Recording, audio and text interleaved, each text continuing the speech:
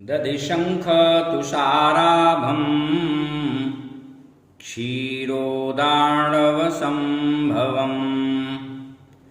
नमामि शशिनं सोमं शम्भोर्मुकुटभूषणम्।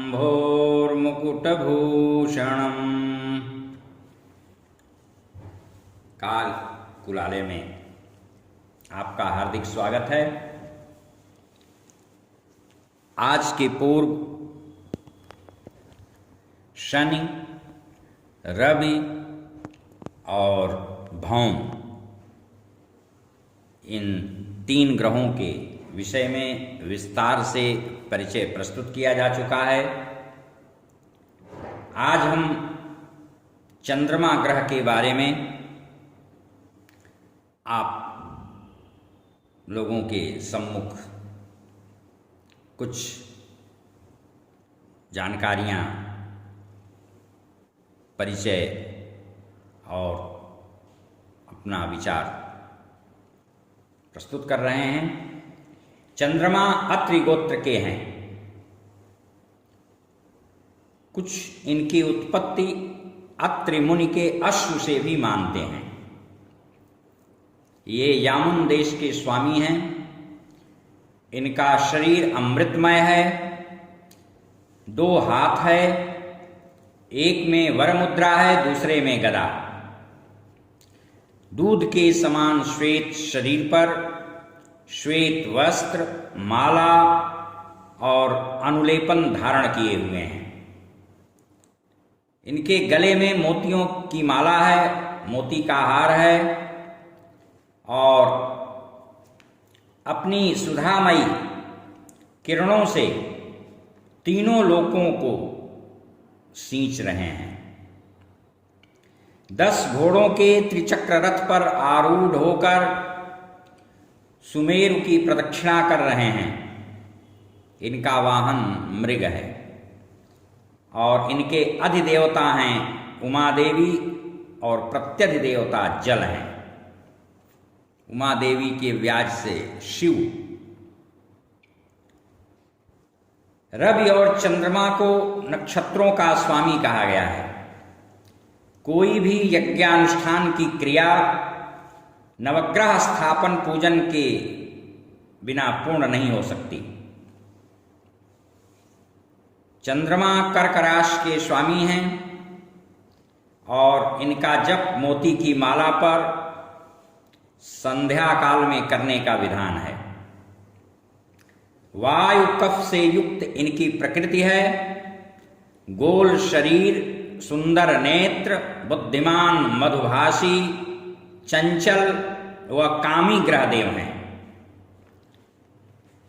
शिव महापुराण के 19वें अध्याय शतरुद्र संहिता में 25वें श्लोक में लिखा है कि अत्रि के द्वारा अनसूया में ब्रह्मा के अंश से चंद्रमा उत्पन्न हुए, जो शाप के कारण पुनः सागर से उत्पन्न हुए।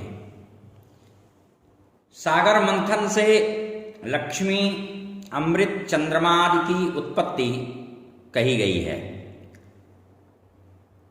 सागर से कुछ अप्सराओं की भी उत्पत्ति बताई जाती है। तो इसलिए चंद्रमा को लक्ष्मी का भाई माना गया है और लक्ष्मी जगन्माता हैं। अतएव हम लोग चंद्रमा को मामा कहते हैं। चंदा मामा के नाम से लोक में जाने जाते हैं। ये वायव्य दिशा के स्वामी माने जाते हैं। श्वेत रंग वाले वैश्य जात के ग्रह हैं। चर स्वभाव होना इनकी विशेषता है। दक्ष ने अपनी 27 नक्षत्रों का विवाह चंद्रमा से कर दिया। सभी पत्नियों में रोहिणी उन्हें सर्वाधिक प्रिय थीं। यह देखकर शेष कन्याएं दुखदग्ध होकर अपने पिता के शरण में गईं और वहां पहुंचकर पिता के सम्मुख अपना दुख निवेदित किया यह सुनकर दुखी दक्ष चंद्रमा के सन्निकट जाकर के उसे शांतिपूर्वक समझाने का सत्प्रयास करने लगे। उसने दक्ष के वचनों पर कुछ भी ध्यान नहीं दिया। दक्ष वापस लौट गए। कुछ दिनों पश्चात फिर आकर उसे समझाने की कोशिश करने लगे, लेकिन चंद्रमा में कोई भी बदलाव नहीं आया। फलतः दक्ष ने चंद्रमा को शाप दे दिया, तुम क्षय रोग से ग्रस्त हो जाओ। क्षयी चंद्रमा ने जाकर इंद्रादि सहित वशिष्ठादि ऋषियों से यह वृत्तांत कह सुनाया और सभी ब्रह्मदेव की शरण में गए। ब्रह्मदेव ने कहा कि पूर्व काल में भी इस दुष्ट ने कई कुकर्म किए हैं। बृहस्पति के घर जाकर तारा का अपहरण किया था और दैत्यों के पक्ष में देवताओं से युद्ध किया था। उसके बाद उन्होंने बहुत प्रार्थना करने पर ब्रह्मा ने इसके शाप मोचन का उपाय बताया कि प्रभास क्षेत्र में चंद्रमा जाकर मृत्युंजय की आराधना विधि से शिवाराधन करे। सदाशिव ही इसे क्षय रोग से रहित कर सकते हैं। देवगण उसे वहां लेकर गए। फिर उसने पार्थिव विधा से मृत्युंजय मंत्र के द्वारा शिवाराधन पूजन प्रारंभ किया। 10 करोड़ की संख्या में जप किया। सदाशिव प्रसन्न हो गए और उन्होंने अभीष्ट वर मांगने को कहा। चंद्रमा ने क्षय रोग से मुक्ति के वर की याचना की। शिव जी बोले, हे चंद्रमा, एक पक्ष में तुम्हारी एक एक कला क्रमशः नित्य क्षीण होगी, पुनः दूसरे पक्ष में तुम्हारी कला दिन प्रतिदिन क्रमशः बढ़ेगी। यह कहते हुए चंद्रमा को उन्होंने आशीर्वाद प्रदान किया। यह चंद्रमा का वृत्तांत रहा। अब कुछ अन्य बातें इनके विषय में। जातक की राशि से जब चंद्रमा 1, 3, 6, 7 और 10 और 11वें स्थान में रहता है तो बहुत ही उत्तम फल प्रदाता सिद्ध होता है और गंधर्व विवाह, प्रेम विवाह में सफलता प्रदान करता है। धर्म कार्य भी कराता है।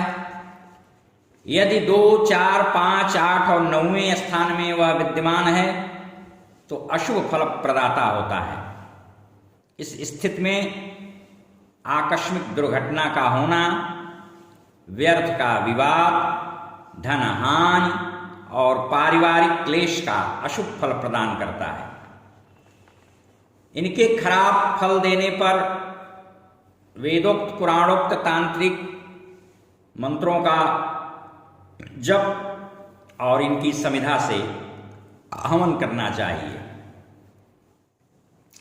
इनके 28 स्तोत्र और कवच का पाठ भी कराएं और इनकी गायत्री का भी जप करें। इनकी गायत्री है ओम अमृतांगाय विद्महे कलारूपाय धीमहि तन्नः सोमः प्रचोदयात्। चंद्र ग्रह से पीड़ित जनों को इसका जप अवश्य करना ही चाहिए। सोमवार और पूर्णिमा को तो अवश्य। किसी भी ग्रहजन्य पीड़ा प्रकोप की शांति है सबसे पहले कम से कम की गायत्री का 11,000 जप अवश्य कर लेना चाहिए।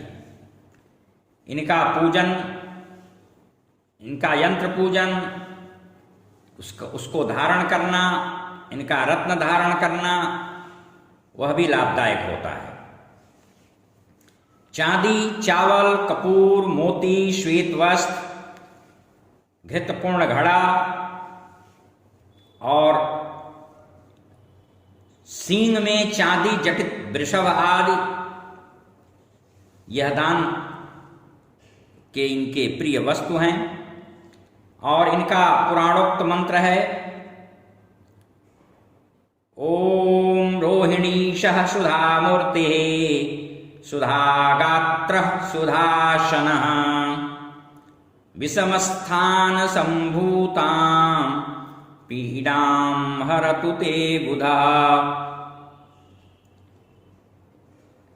आपको मैंने बताया था इनके अनुष्ठान प्रारंभ करने के पहले या प्रतिदिन एक माला इनकी गायत्री के जप का, और अभी थोड़ी देर पहले इनकी एक गायत्री को मैंने एक गायत्री का वाचन करके आपको सुनाया भी। एक गायत्री इनकी और है, अत्रिपुत्राय विद्महे सागरोद्भवाय धीमहि तन्नश्चन्द्रः प्रचोदयात्। इसका भी आप जप कर सकते हैं। जप अनुष्ठान के लिए आप वैदिक मंत्र का भी कर सकते हैं, अपनी पात्रता के हिसाब से वैदिक मंत्र वही करें जो ठीक से इसको कर सकते हों, त्रिकाल संध्या करते हों।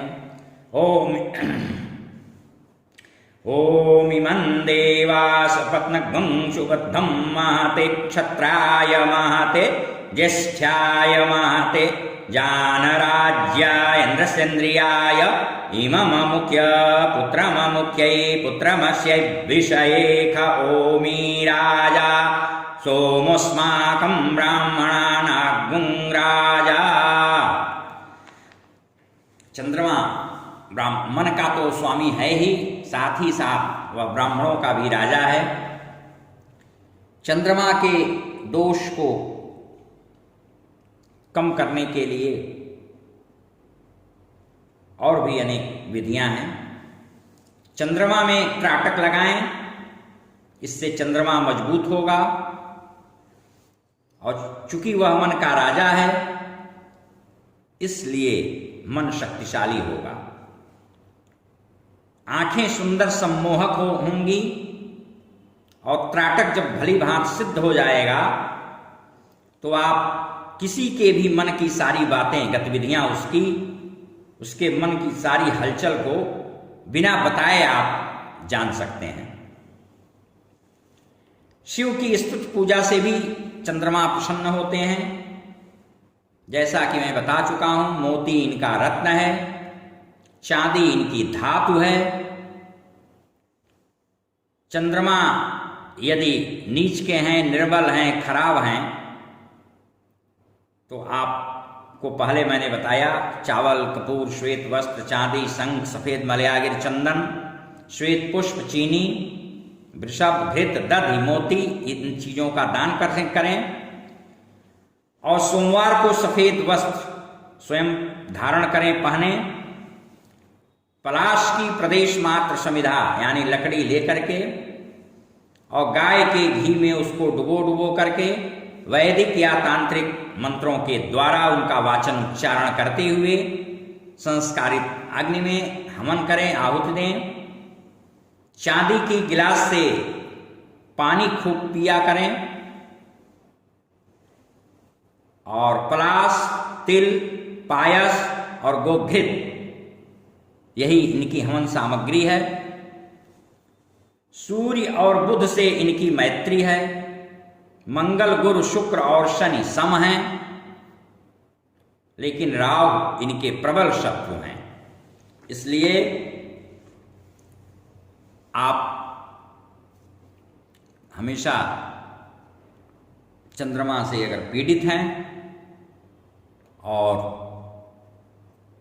तज्जन्य यदि आपको व्याधि है, तो नित्य नियम से आपको चंद्रमा की उपासना करने से शांति मिलेगी और रोग दोष दूर होगा। हरि ओम, शांति शांति शांति।